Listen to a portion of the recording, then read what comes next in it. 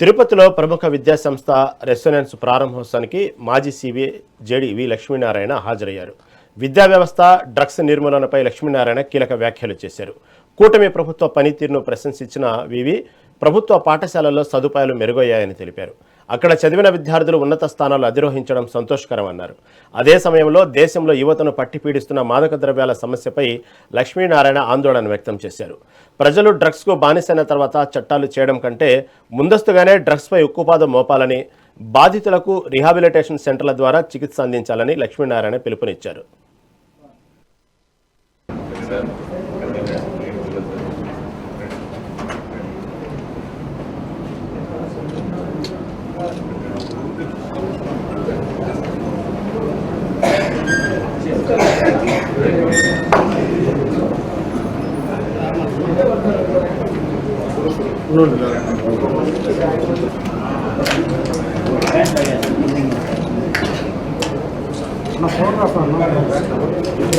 Sir okay sir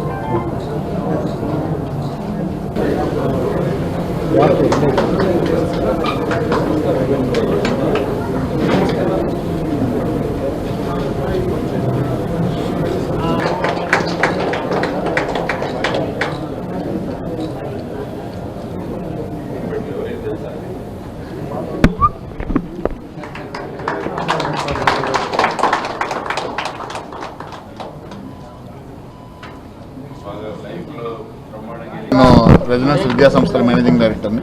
ఈరోజు మా రెజొనెన్స్ని తిరుపతిలో లాంచ్ చేసుకోవడం అనేది మాకు చాలా ఆనందంగా ఉంది. సో దేశవ్యాప్తంగా 75 నగరాల్లో ఉన్నటువంటి రెజొనెన్స్ విద్యా సంస్థలని ఈరోజు మేము ఇక్కడ తిరుపతిలో లాంచ్ చేసుకోవడం, దాదాపుగా 2018 నుంచి కూడా దేశవ్యాప్తంగా ఉన్నటువంటి మిగతా సెంటర్స్తో పాటు తెలుగు రాష్ట్రాల్లో కూడా మేము 2018లో లాంచ్ చేయడం జరిగింది.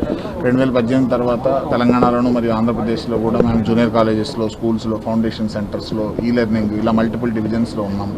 సో ప్రజెంట్ కాంపిటేటివ్ ఎగ్జామ్స్కి పెరుగుతున్నటువంటి అవేర్నెస్ అండ్ జిల్లా స్థాయిలో కూడా ఉన్నటువంటి విద్యార్థులు మంచి నేషనల్ లెవెల్ కాంపిటేటివ్ ఎగ్జామ్స్లో టాప్ ర్యాంక్ సాధిస్తున్నటువంటి పరిస్థితి ఉంది. దాంతో అక్కడ ఉన్నటువంటి విద్యార్థులకు ఫౌండేషన్ అందించాలి, మంచి స్ట్రాంగ్ ఫౌండేషన్ ఇవ్వాలి అన్న ఉద్దేశంతో ఈరోజు మేము ఈ పర్టికులర్ 2026-27 అకాడమిక్ ఇయర్కి సంబంధించి తిరుపతిలో మేము ముందుగా ఫౌండేషన్ సెంటర్ అనేది స్టార్ట్ చేయడం జరిగింది. ఈ అకాడమిక్ ఇయర్ 2026-27 అకాడమిక్ ఇయర్కి గాను ఇక్కడ 6th to 10th చదివే విద్యార్థులకు ఫౌండేషన్ కోర్సెస్ని మేము అందించబోతున్నాం. అంటే ఆఫ్టర్ స్కూల్ అవర్స్, వాళ్ళు రెగ్యులర్ స్కూల్ అయిపోయిన తర్వాత ఈవినింగ్ టైమ్స్లో ఆర్ వీకెండ్స్లో వాళ్ళకి కావాల్సిన విధంగా ఫ్లెక్సిబుల్గా ఉండేలాగా ఫౌండేషన్ కోర్సెస్ అనేది మేము స్టార్ట్ చేస్తున్నాం. దీంతో వాళ్ళకి ప్రధానంగా 3 బెనిఫిట్స్ ఉండబోతున్నాయి. ఒకటి వాళ్ళ బోర్డ్ ఎగ్జామ్స్లో ఇంప్రూవ్మెంట్, దాని తర్వాత వాళ్ళ ఏజ్ గ్రూప్లో ఉన్నటువంటి competitive exams and future competitive exams like IIT, JEE, NEET లాంటి వాటికి కూడా వాళ్ళకి ఉపయోగపడే విధంగా ప్రోగ్రామ్ డిజైన్ చేయడం జరిగింది. ఈరోజు మా విద్యా సంస్థలను ఇక్కడ తిరుపతిలో ప్రారంభించుకోవడం కోసం మేము జేడీ లక్ష్మీనారాయణ గారిని ముఖ్య అతిథిగా ఆహ్వానించడం, ఆయన మా ఆహ్వానాన్ని మన్నించి ఇక్కడికి రావడం, మా సంస్థ ప్రారంభించేటటువంటి శుభసమయంలో ఆయన బ్లెస్సింగ్స్ కూడా మాకు ఉండడం అనేది మాకు చాలా ఆనందంగా ఉంది. సో డెఫినెట్గా మనకి రాయలసీమ నుంచి ప్రతి సంవత్సరం కూడా మా విద్యా సంస్థలో దాదాపుగా 1000 మంది విద్యార్థులు వచ్చి హైదరాబాద్లో చదువుతూ ఉంటారు. అలాంటి మేము రాయలసీమలో మా 2వ సెంటర్ కర్నూలు తర్వాత ఇక్కడ ప్రారంభించడం జరిగింది. రానున్న రోజుల్లో తిరుపతి నుంచి కూడా మేము అద్భుతమైనటువంటి స్టూడెంట్స్ని తయారు చేస్తామనేటువంటి నమ్మకంతో ముందడుగు వేస్తున్నాం. Thank you so much. యువతరంలో కూడా ఎక్స్పెరిమెంట్ చేద్దాము అన్నది ఒక ఆలోచన ఉంటుంది. ఏదైనా కొత్తది అంటే దాన్ని ఎక్కడైనా మనం దాన్ని చూద్దాం. కానీ ఏమవుతుందంటే ఒక్కసారి అలవాటు పడిన తర్వాత అది ఒక వ్యసనంగా మారిపోతుంది. కాబట్టి దాని నుంచి బయటపడడం తక్కువగా అవుతుంది. కాబట్టి ఇది ఒక సామాజిక సమస్య. కాబట్టి అటు తల్లిదండ్రులు, ఇటు ఇన్స్టిట్యూషన్స్, ప్రభుత్వాలు వీళ్ళందరూ కూడా దీని మీద ఉక్కుపాదం మోపడం చాలా అవసరం. అంటే చట్టాలు చాలా కఠినంగా ఉన్నాయి. Narcotic drugs and psychotropic substances act, NDPS act అన్నది చాలా ఎఫెక్టివ్, తర్వాత వచ్చేసి చాలా కఠినమైన శిక్షలు ఇచ్చేది. కానీ అయినా కూడా అవ్వట్లేదంటే ఏదైతే క్రైమ్లో ప్రజలు సహభాగం అవుతారో దాన్ని అమలు చేయడం చాలా కష్టం అవుతుంది.